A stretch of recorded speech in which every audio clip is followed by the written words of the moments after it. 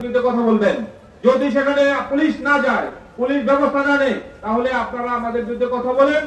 আমরা যে কোনো কথা, যে কোনো সমালোচনা আমরা মেনে নিতে রাজি আছি। তবু আমরা একটা কথাই বলবো, আমরা এখানে সরকারি চাকরি করতে এসেছি। আমরা যতদিন আছি, আমরা আমাদের উপর দায়িত্ব আমরা যেন সঠিকভাবে পালন করতে পারি। শুধু মাদক নয়, এ সমাজ থেকে চাঁদাবাজি, এ সমাজ থেকে ছিনতাই, এ সমাজ থেকে সন্ত্রাসী কর্মকাণ্ড, সকল ধরনের অপরাধ যেন আমরা নির্মূল করতে পারি। এই বিষয়ে আপনাদের সকলের আমি সহযোগিতা চাই। আমি ওসি হিসাবে ওয়াদা দিচ্ছি, এই সমাজে মাদক থাকবে না। হয় মাদক থাকবে, নয় আমরা থাকবো।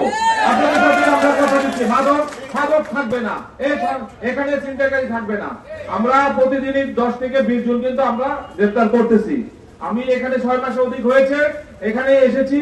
আমি এই 6 মাসে প্রায় 1600-1700 আসামি গ্রেফতার করেছি। অনেকের এটা জানা নাই, ছিনতাইকারী, মাদক সেবী আমরা করতেছি।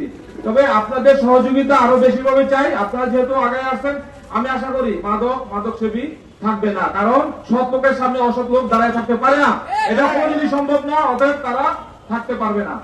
আপনাদের সকলকে ধন্যবাদ জানাই এত সুন্দর একটি অনুষ্ঠানে আয়োজন করার জন্য, পাশাপাশি আমাদেরকে এখানে দাওয়াত দেওয়ার জন্য, এবং আমরা যেন আমাদের কাজটা সুন্দরভাবে করতে পারি।